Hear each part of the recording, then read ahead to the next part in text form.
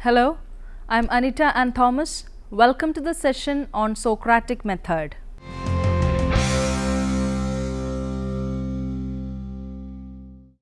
The Socratic method, also known as Socratic debate, is a form of cooperative argumentative dialogue between individuals based on asking and answering questions to stimulate critical thinking and to draw out ideas and underlying presumptions. It is a dialectical method involving a discussion in which the defense of one point of view is questioned. One participant may lead another to contradict them in some way, thus weakening the defender's point. This method is named after the classical Greek philosopher Socrates and is introduced by him in Plato's Theaetetus, a midwifery, because it is employed to bring out definitions implicit in the interlocutor's beliefs or to help them to further their understanding. The Socratic method is a method of hypothesis elimination in that better hypotheses are found by steadily identifying and eliminating those that lead to contradictions. The Socratic method searches for general, commonly held truths that shape beliefs and scrutinizes them to determine their consistency with other beliefs. The basic form is a series of questions formulated as tests of logic and fact intended to help a person or group discover their beliefs about some topic, exploring definitions or logoi, singular logos, and seeking to characterize general characteristics shared by various particular instances. In the second half of the 5th century BC, sophists were teachers who specialized in using the tools of philosophy and rhetoric to entertain, impress, or persuade an audience to accept the speaker's point of view. Socrates promoted an alternative method of teaching which came to be called the Socratic method. Socrates began to engage in such discussions with his fellow Athenians after his friend from youth, Chaerephon. He visited the oracle of Delphi, which confirmed that no man in Greece was wiser than Socrates. Socrates saw this a paradox and began using the Socratic method to answer his conundrum. Diogenes Laertius, however, wrote that Protagoras invented the Socratic method. Plato famously formalized the Socratic style in prose in some of his early dialogues such as Euthyphro and Ion, and the method is most commonly found within the so-called Socratic dialogues, which generally portray Socrates engaging in the method and questioning his fellow citizens about moral and epistemological issues. But in his later dialogues such as Theaetetus or Sophist, Plato had a different method to philosophical discussions, namely dialectic. Method. Elenchus is the central technique of the Socratic method. The Latin form elenchus is used in English as the technical philosophical term. The most common adjectival form in English is elenctic. In Plato's early dialogues, the elenchus is the technique Socrates uses to investigate, for example, the nature or definition of ethical concepts such as justice or virtue. According to Lastos, it has the following steps. Socrates' interlocutor asserts a thesis, for example, courage is endurance of the soul, which Socrates considers false and targets for refutation. Socrates secures his interlocutor's agreement further to premises, for example, courage is a fine thing and ignorant endurance is not a fine thing. Socrates then argues and the interlocutor agrees that these further premises imply the contrary of the original thesis. In this case, it leads to courage is not endurance of the soul. Socrates then claims that he has shown that his interlocutor's thesis is false and that its negation is true. One elenctic examination can lead to a new, more refined examination of the concept being considered. In this case, it invites an examination of the claim. Courage is wise endurance of the soul. More Socratic inquiries consist of a series of elenchi and typically end in puzzlement known as aporia. Frede points out that Lastos' conclusion makes nonsense of the aporetic nature of the early dialogues. Having shown that a proposed thesis is false is insufficient to conclude that some other competing thesis must be true.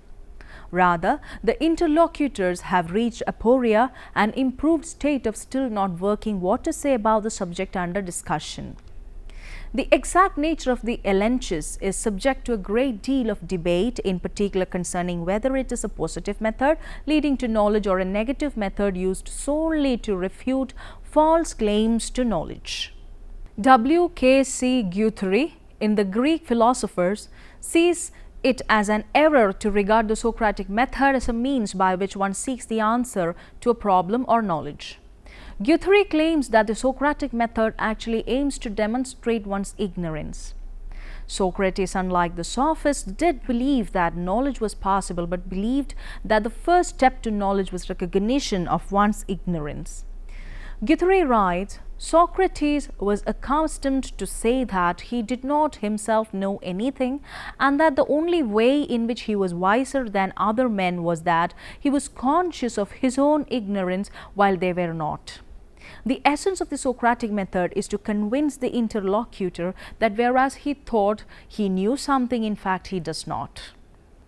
Application.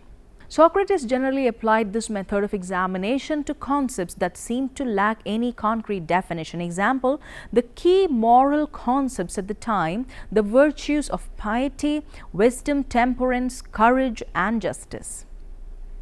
Such an examination challenged the implicit moral beliefs of the interlocutors, bringing out inadequacies and inconsistencies in their beliefs and usually resulting in aporia. In view of such inadequacies, Socrates himself professed his ignorance, but others still claimed to have knowledge. Socrates believed that his awareness of his ignorance made him wiser than those who, though ignorant, still claimed knowledge. While this belief seems paradoxical at first glance, it in fact allowed Socrates to discover his own errors where others might assume they were correct. This claim was known by the anecdote of the Delphic oracular pronouncement that Socrates was the wisest of all men. Socrates used this claim of wisdom as the basis of his moral exhortation. Accordingly, he claimed that the chief goodness consists in the caring of the soul concerned with moral truth and moral understanding, that wealth does not bring goodness, but goodness brings wealth and every other blessing both to the individual and to the state, and that life without examination is not worth living. It is with this in mind that the Socratic method is employed. The motive for the modern usage of this method and Socrates' use are not necessarily equivalent. Socrates rarely used the method to actually develop consistent theories, instead using myth to explain them. The Parmenides dialogue shows Parmenides using the Socratic method to point out the flaws in the Platonic theory of the forms as presented by Socrates. It is not the only dialogue in which theories normally expounded by Plato or Socrates are broken down through dialectic. Instead of arriving at answers, the method was used to break down the theories we hold, to go beyond the axioms and postulates we take for granted. Therefore, myth and Socratic method are not meant by Plato to be incompatible. They have different purposes and are often described as the left hand and right hand paths to good and wisdom. A Socratic circle or Socratic seminar is a pedagogical approach based on the Socratic method and uses a dialogic approach to understand information in a text. Its systematic procedure is used to examine a text through questions and answers founded on the beliefs that all new knowledge is connected to prior knowledge, that all thinking comes from asking questions, and that asking one question should lead to asking further questions. A Socratic circle is not a debate.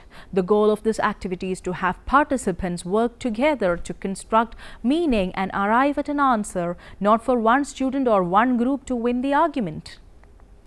This approach is based on the belief that participants seek and gain deeper understanding of concepts in the text through thoughtful dialogue rather than memorizing information that has been provided for them. While Socratic circles can differ in structure and even in name, they typically involve the following components: a passage of text that students must read beforehand and two concentric circles of students, an outer circle and an inner circle. The inner circle focuses on exploring and analyzing the text through the act of questioning and answering. During this phase, the outer circle remains silent. Students in the outer circle are much like scientific observers watching and listening to the conversation of the inner circle. When the text has been fully discussed and the inner circle is finished talking, the outer circle provides feedback on the dialogue that took place. This process alternates within the inner circle students going to the outer circle for the next meeting and vice versa. Length of this process varies depending on the text used for the discussion. The teacher may decide to alternate groups within one meeting, or they may alternate at each separate meetings. The most significant difference between this activity and most typical classroom activities involves the role of the teacher. In Socratic circles, the students lead the discussion and questioning. The teacher's role is to ensure the discussion advances regardless of the particular direction the discussion takes. Socratic teaching. The oldest and still the most powerful teaching tactic for fostering critical thinking is Socratic teaching. In Socratic teaching, we focus on giving students questions, not answers. We model an inquiring, probing mind by continually probing into the subject with questions. The abilities we gain by focusing on the elements of reasoning in a disciplined and self-assessing way, and the logical relationships that result from such disciplined thought prepare us for Socratic questioning. There is a predictable set of relationships that hold for all subjects and disciplines.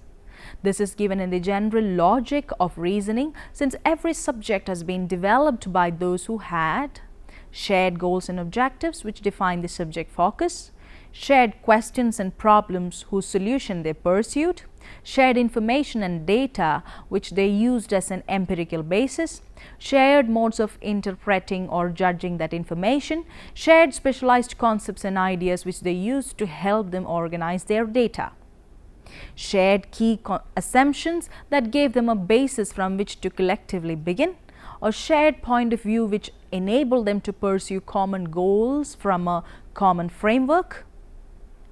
Each of the elements represents a dimension into which one can delve into questioning a person. We can question goals and purposes. We can probe into the nature of the question, problem, or issue that is on the floor. We can inquire into whether or not we have relevant data and information. We can consider alternative interpretations of the data and information. We can analyze key concepts and ideas. We can question assumptions being made. We can ask students to trace out the implications and consequences of what they are saying. We can consider alternative points of view. All of these and more are the proper focus of the Socratic questioner. As a tactic and approach, Socratic questioning is a highly disciplined process. The Socratic questioner acts as the logic equivalent of the inner critical voice which the mind develops when it develops critical thinking abilities. The contributions from the members of the class are like so many thoughts in the mind. All of the thoughts must be dealt with, and they must be dealt with carefully and fairly.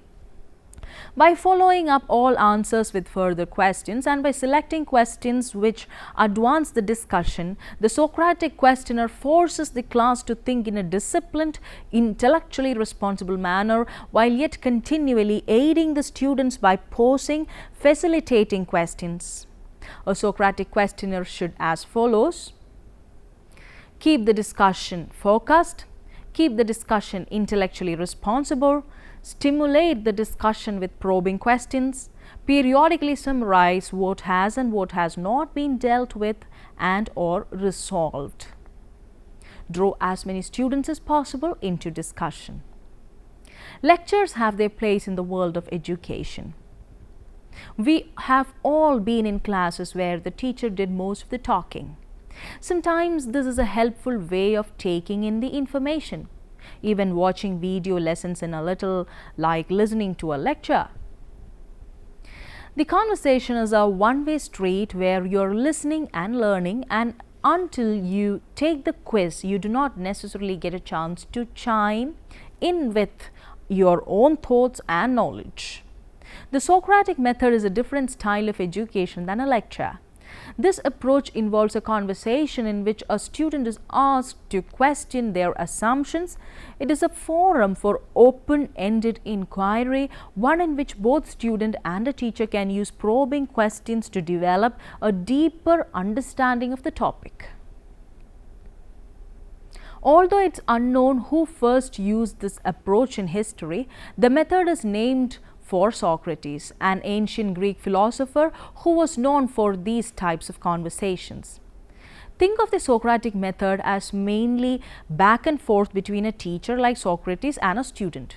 These type of conversations do not necessarily find all of the answers, but they raise new questions for consideration.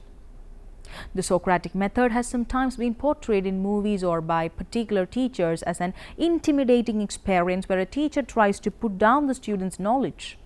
However, the modern application of the method is mainly about gaining deeper understanding of a topic and not about condemning a student. The goal is greater knowledge, not just winning an argument or showing yourself to be superior. How does it work? The principle underlying the Socratic method is that students learn through the use of critical thinking, reasoning, and logic. This technique involves finding holes in their own theories and then patching them up. In law school specifically, a teacher will ask a series of Socratic questions after having a student summarize a case, including relevant legal principles associated with the case. Teachers often manipulate the facts or the legal principles associated with the case to demonstrate how the resolution of the case can change greatly if even one fact changes. The goal is for students to solidify their knowledge of the case by thinking critically under pressure. This often rapid-fire exchange takes place in front of the entire class so students can practice thinking and making arguments on their feet. It also helps them to master the art of speaking in front of large groups. Some law students find the process intimidating or humiliating, but the Socratic method can actually produce a lively, engaging, and intellectual classroom atmosphere when it is done correctly by a great teacher. Simply listening to a Socratic method discussion can help you even if you are not the student who is called on. Teachers use the Socratic method to keep students focused because the constant possibility of being called on in class causes students to closely follow the professor and the class discussion. It is important to remember that teachers are not using the Socratic seminar to embarrass students. It is a tool for mastering difficult concepts and principles. The Socratic method forces students to define, articulate, and apply their thoughts.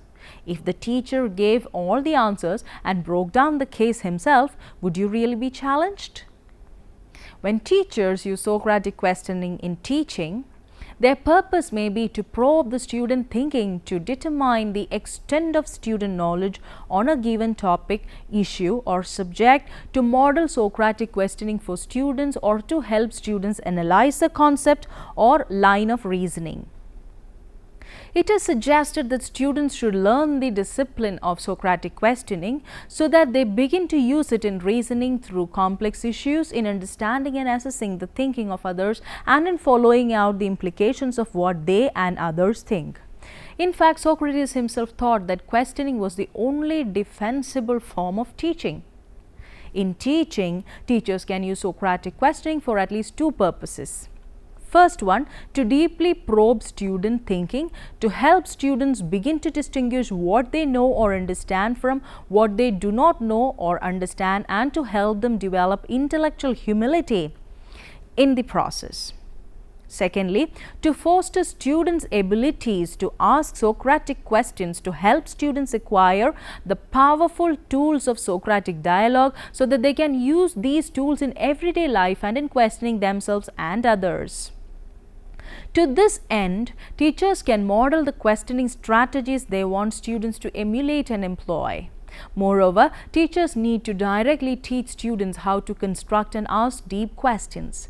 Beyond that, students need practice to improve their questioning abilities. Socratic questioning illuminates the importance of questioning in learning. This includes differentiating between systematic and fragmented thinking, while forcing individuals to understand the root of their knowledge and ideas. Educators who support the use of Socratic questioning in educational settings argue that it helps students become active and independent learners. Now, let me summarize the session. Socrates, 470 to 399 BC, was a Greek philosopher who, despite being considered one of the greatest and most important philosophers who ever lived, left no writings at all. Most of what we know about his life and work comes from the writings of his disciples, Xenophon and Plato. He lived during a period of transition in the Greek Empire and after the Peloponnesian War. He was tried, convicted, and executed for corrupting the young. Socrates engaged in questioning of his students in an unending search for truth. He sought to get to the foundations of his students' and colleagues' views by asking continual questions until a contradiction was exposed, thus proving the fallacy of the initial assumption. This became known as the Socratic Method and may be Socrates' most enduring contribution to philosophy. The Socratic Method is a way to seek truths by your own lights. It is a system, a spirit, a method, a type of philosophical inquiry, and intellectual technique, all rolled into one. Socrates himself never spelled out a method. However, the Socratic method is named after him because Socrates, more than any other before or since, models for us philosophy, practiced philosophy as deed, as way of living, as something that any of us can do. It is an open system of philosophical inquiry that allows one to interrogate from many vantage points. Now, you can try to answer some questions. First one, what do you mean by the Socratic method? Who popularized the Socratic method and how? Briefly narrate the origin and development of Socratic method. Narrate the ideas of Socrates on Socratic methodologies. Why Socratic method is described as the greatest achievements of humanity. Distinguish between Socratic method and question-answer method. How did Socratic method force people to confront their own dogmatism? How Socratic method and lecture method differ? What are the precautions to be taken by a Socratic questionnaire? How did W.K.C. Guthrie analyze the Socratic method? Now, books for reference. The Socratic Method by Philip E. Arida, Harvard Law Review. Socratic Wisdom by Hugh Benson, Oxford University Press, Oxford, 2000. The Socratic Elenchus Oxford Studies in Ancient Philosophy by Gregory Lastos, 1983. Plato's Arguments and the Dialogue form in Oxford Studies in Ancient Philosophy, supplementary volume by Michael Fried, 1992. The Greek Philosophers from Thales to Aristotle by W.K.C. Guthrie, Routledge, London, 1968. Rereading the Sophists' Classical Rhetoric Refigured, Carbondale and Edwardsville by Susan C. Jarrett, Southern Illinois University Press, 1991. Thank you for watching today's program. Goodbye.